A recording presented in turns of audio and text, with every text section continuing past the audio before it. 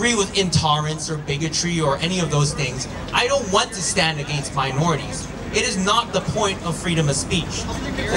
But what law is used by you today can be used against you in the future.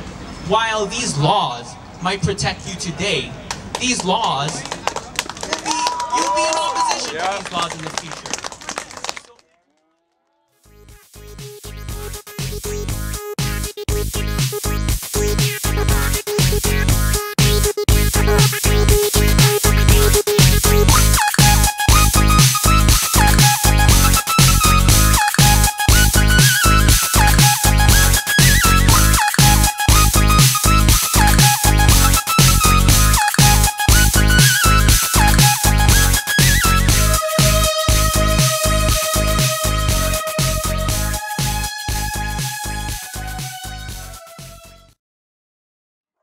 Okay.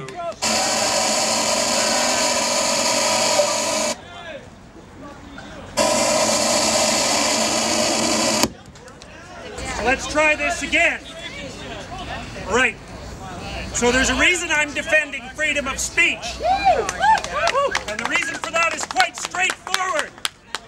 The reason I'm defending freedom of speech is because that's how people with different opinions settle their opinions in a civil society.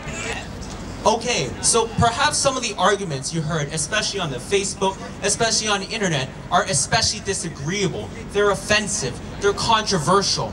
And I don't agree with these points of view. I was in the Facebook group and I was actively in the discussion. Actually, interesting enough, I got banned on Facebook 2 days ago in that event for arguing with one of the people on the other side. They reported one of my comments and I'm not banned from Facebook. Now here's what's happened with Bill C-16 and the surrounding legislation. Free speech is the mechanism by which we keep our society functioning. It's as a consequence of free speech and the ability to speak that people can put their finger on problems, articulate what those problems are, solve them, and come to a consensus. And we risk losing that. And I'm glad that you're here, and I think that talking about oppression is just exactly what we do. Attempting to make us speak their language.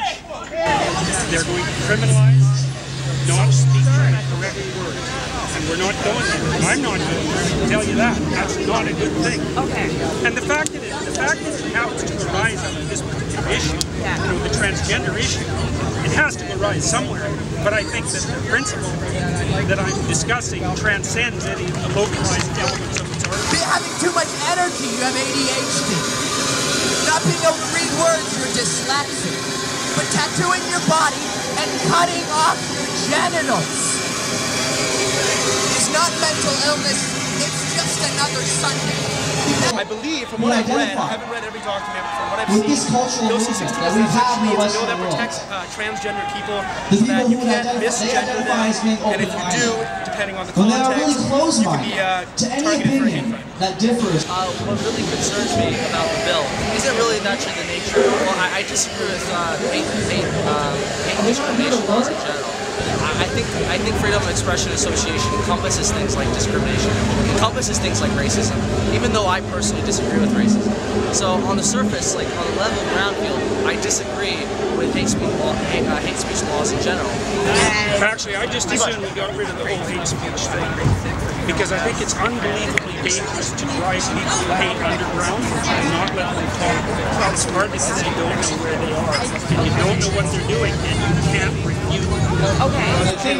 I know discrimination is like anti-Semitism. I think it's disgusting when I see the anti-Muslims going on the street, throwing coffee at spitting at them. I don't support that. It's disgusting. Those people came to those countries, to this country, to live a normal life. Like, that is a valid argument. Where it's like, I feel like making sure that the legislation is clear in defining what is hate speech. It's very depressing because we didn't have that type of freedom. Or in many oppressed countries, they don't have that type of freedom. My parents didn't have that kind of freedom in Ethiopia, and so we look at the erosion of our rights here in Canada. It's very disheartening, very concerning. And as we see these laws are being passed, as we see this culture rising up that tells people, not arguing, not debating, They're not telling people, oh, I disagree with you, here's why. They're censoring you based off of what you believe in. And that's why my father left Ethiopia. And that's why I'm glad to call myself a Canadian. I'm sure you're still a black man possessed. No matter how you do that white supremacy, we're still black. And they're still gonna come after you. Because we're white.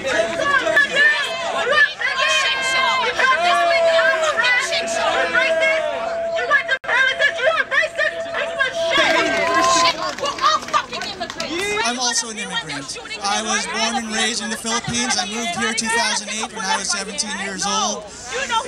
And I know what bullying is like because I was bullied as a kid. You would think that as we would grow up and we mature and we recognize that not everyone holds the same ideas that we would understand the importance of civil discourse and trying to rationally communicate with one another. I think that our society has become so obsessed with group identity that we're pushing in a counterproductive direction. But also,